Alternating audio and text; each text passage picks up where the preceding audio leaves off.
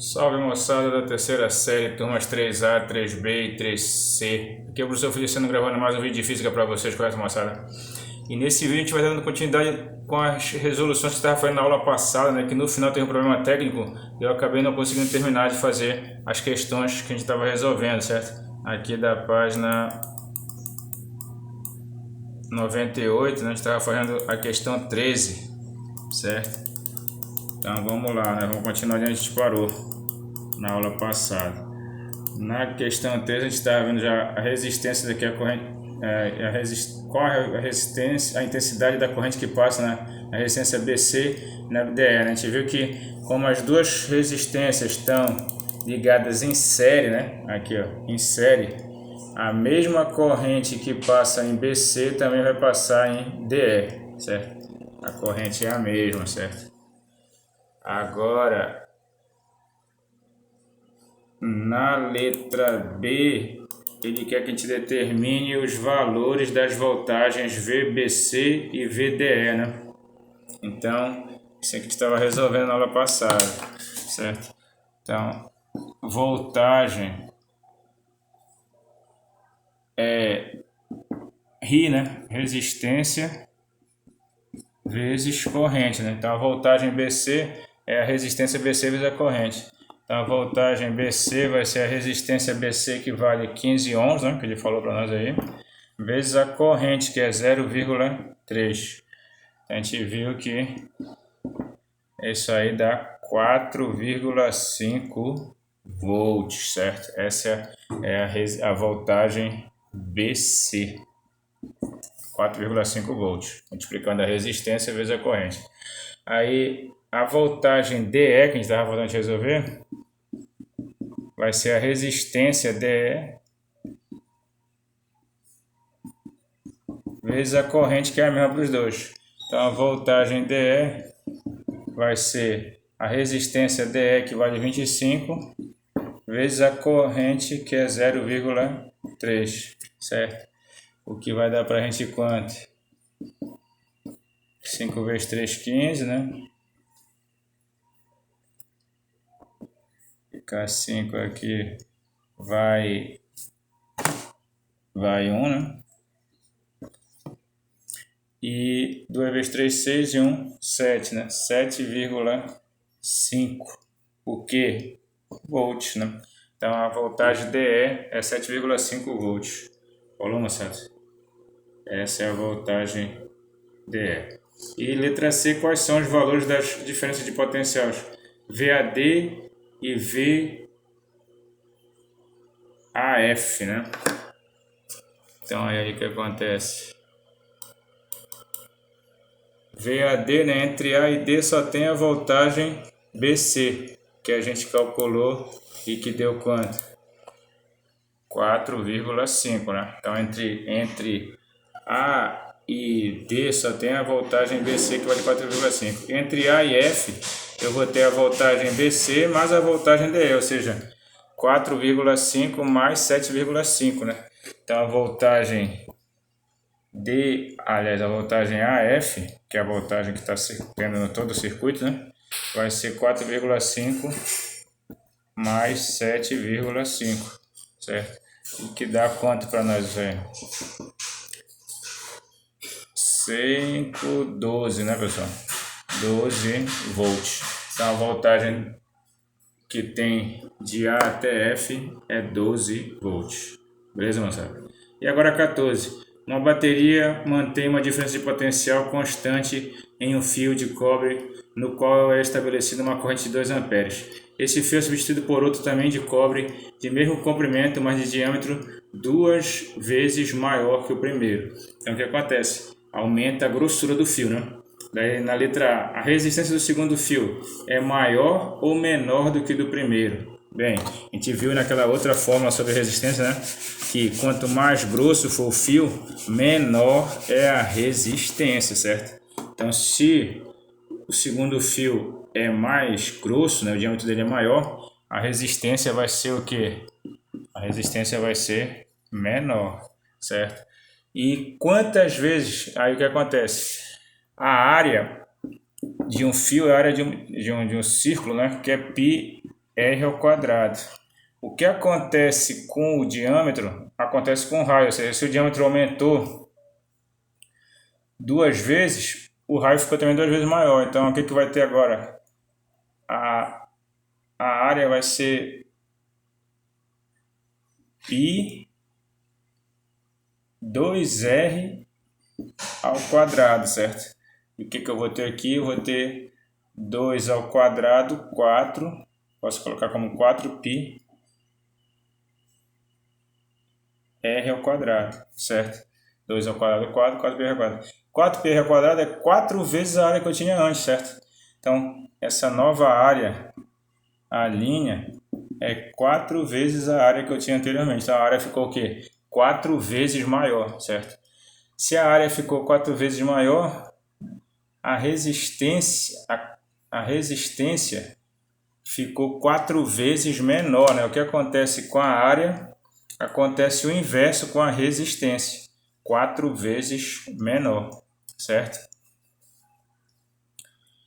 Beleza, moçada? Então, como a resistência do segundo fio, o segundo fio é mais grosso, a resistência é menor. E quantas vezes menor? 4 vezes menor, certo? Qual é a intensidade da corrente que passa pelo segundo fio, né? A gente viu que resistência é voltagem sobre corrente, ou seja, a corrente e a resistência são inversamente, né? Se a resistência ficou 4 vezes menor, a corrente ficou 4 vezes maior, certo, pessoal? Porque o que aconteceu aí? Como o fio é mais grosso, a resistência dele é menor. Aliás, a resistência dele é menor, ou seja, 4 vezes menor. E o que acontece com a resistência acontece o contrário com a voltagem, aliás, com a corrente. Se a resistência ficou 4 vezes menor, a corrente ficou 4 vezes maior, certo? E o que vai ser então a corrente na letra B, né? O que vai ser a corrente? A corrente vai ser 4 vezes a corrente que tinha antes, essa nova corrente aí. E ela vai ser quem então essa nova corrente? 4 vezes, qual é a corrente que estava passando antes?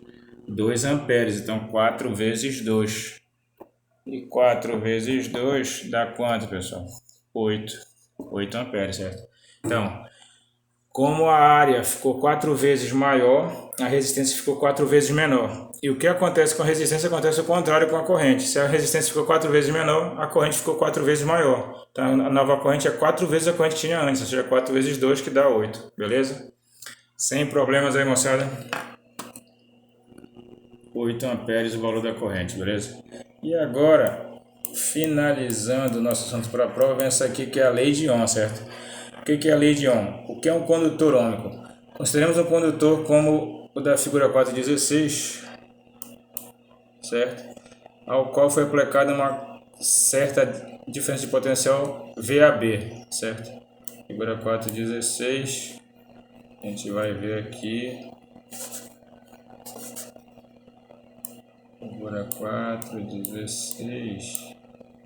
Deixa eu só ver aqui uma coisa. Ela é mais atrás, né? Mas eu não vou mostrar agora. É só um resistor, né, cara? Então, a figura mostra isso aí. Se for aplicada uma certa diferença de potencial VAB, essa diferença potencial estabelecerá no condutor uma corrente I. Variando o valor da diferença de potencial aplicada ao condutor, verificamos que a corrente que passa por ele também se modifica, certo? Por exemplo, uma diferença de potencial VAB 1 provoca uma corrente I1, uma diferença de potencial VAB 2 provoca uma corrente I2, uma voltagem 3 provoca uma corrente 3 e assim sucessivamente, certo? Etc. Certo? O cientista alemão Georg Ohm realizou várias experiências medindo cada diferença de potencial e as correntes correspondentes, quando aplicadas em diversos condutores feitos de substâncias diferentes. Verificou então que, para muitos materiais, principalmente os metais, a relação entre a diferença de potencial e a corrente se mantinha-se constante, ou seja, toda vez que dividia a voltagem pela corrente, né, tu tinha o mesmo valor de resistência, certo? Ou seja, a resistência era constante. Então, ele verificou o seguinte, Então ele verificou que para aqueles condutores tinha-se que a resistência deles era o quê? Constante, certo? Se dividindo voltagem por corrente tu tem a resistência e está dando sempre o mesmo valor, então esses condutores têm resistência constante. Esse resultado é conhecido como lei de Ohm e pode ser sintetizado da seguinte maneira: para um grande número de condutores, principalmente os metais, o valor da resistência permanece constante, não dependendo da diferença de potencial aplicada ao condutor, certo? Então, a resistência sendo constante, o que muda? Muda só a corrente e a voltagem. Se a voltagem aumenta, a corrente aumenta, mas a resistência permanece a mesma. Um resistor que obedece isso é chamado de resistor ôhmico porque ele obedece a lei de Ohm, certo? Os resistores, olha, são desse jeito aqui, usados nos circuitos, e o símbolo deles são esses aqui, certo? Para simbolizar um resistor. Os condutores que obedecem a essa lei são denominados condutores ôhmicos, certo? Não devemos esquecer, porém, de que existem materiais que não obedecem a lei de Ohm, isto é, modificando essa diferença de potencial que é aplicada a um condutor feito com material desse tipo, modifica-se o valor da sua resistência, certo? Então, tem alguns condutores que não obedecem a lei de Ohm, mas os que obedecem são chamados de condutores ôhmicos, beleza?